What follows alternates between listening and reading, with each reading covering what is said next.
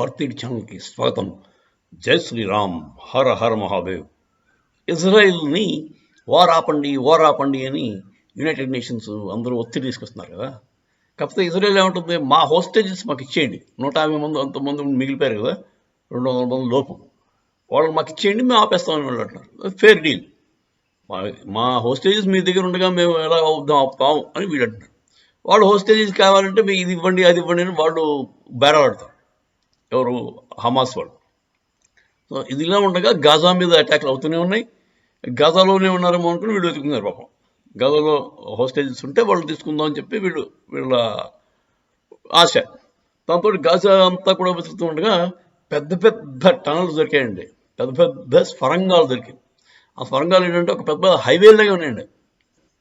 ఒక హైవే, ఒక పెద్ద లారీ ఇడిపోద్ది దాంట్లోంచి. అలాంటి సొరంగాలు 700 పైన ఉన్నాయట. 700 పైచిలుకు స్వరంగాలు. దాంట్లో 50 స్వరంగాలు డైరెక్ట్గా ఈజిప్ట్ దేశానికి వెళ్ళిపోతున్నాయి.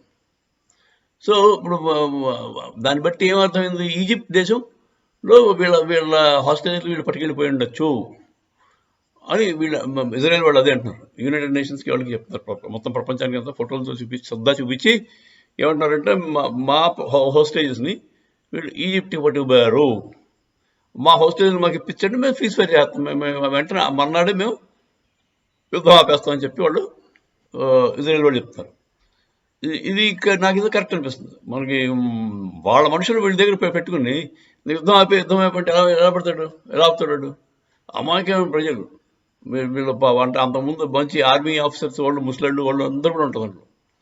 అలాంటి వాళ్ళని హోస్టేజెస్ కింద కిడ్నాప్ చేసి పెట్టుకుని హమాస్ వాడు నాటకాలు ఆడతాడు.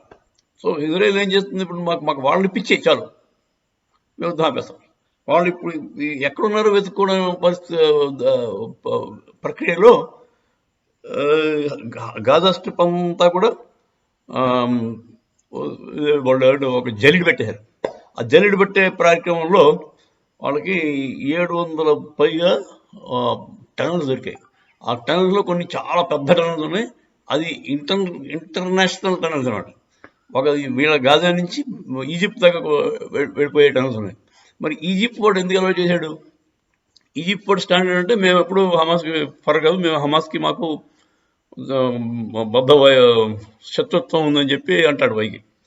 మరి లోపల కుట్ర అంటే ఈజిప్ట్ వాడు కూడా వాడు ముస్లిమే వీడు ముస్లిమే కనుకన ఇద్దరు ముస్లిం బ్రదర్హుడ్ చూపించుకుంటున్నారా అన్నది మరి ఆలోచించవలసిన విషయం. అంతే జరిగింది. ఆబ్వియస్గా ఇద్దరు ముస్లింసే కనుక ఇజ్రాయెల్ని దెబ్బతీద్దామని చేశారు. ఇది ఇవాళ జరిగిన కుట్ర కాదండి, ఎప్పటి నుంచో జరుగుతుంది. ఒక పెద్ద హైవే కన్స్ట్రక్ట్ చేసినట్టుగా ఉందటంటే కింద అండర్ గ్రౌండ్ హైవే తయారైపోయింది. అది అంత సీక్రెట్గా అయిపోద్ది, ఈజిప్ట్కి తెలియకుండా అయిపోద్దా? మరి హమాస్ వాడు ఈజిప్ట్ వాడు కలిసి చేసినట్టే కదా ఇదంతా. ఈజిప్ట్ గవర్నమెంట్ కూడా వాళ్ళ హ్యాండ్ ఉంది అని ఇజ్రాయెల్ వాడు క్లియర్గా ప్రపంచానికి మొత్తానికి తెలియజపరిచాడు. దాంతో ఇప్పుడు ఈజిప్ట్ కూడా ఎక్స్ప్లెయిన్ చేయాల్సిన అవసరం ఉంది. ఈజిప్ట్, టర్కీ, జార్డన్ ఇవన్నీ కూడా ఇన్వాల్వ్ అయినట్టు. ఒక్క హమాస్ వాళ్ళకి అయ్యే పని కాదండి ఇది. ఇంత పెద్ద హైవే నిర్మించాలంటే ఈ బేసిక్గా ఫండింగ్ అంతా కూడా మీకు ఇరాన్ను, ఖటార్ నుంచి వచ్చాయి. ఖటార్, ఇరాన్ ఫండింగ్ ఇచ్చింది. ఈజిప్ట్ తెలిసి తెలియనట్టు నోరు మూసుకుంటుంది. మరి మిగతా కంట్రీస్ కూడా వాళ్ళ వంతు సాయం చేసినట్టే ఉన్నాయి. సో ఇది చాలా పెద్ద కుట్ర జరిగింది. ఇజ్రాయెల్ని మొత్తం నాశనం చేద్దామనే ప్లాన్తో వెళ్ళారు పాపం. కాకపోతే అది కరెక్ట్గా వర్కౌట్ అవ్వలేదు ప్రస్తుతానికి. అది నా ఉద్దేశం. జై శ్రీరామ్, హర హర మహాదేవ్.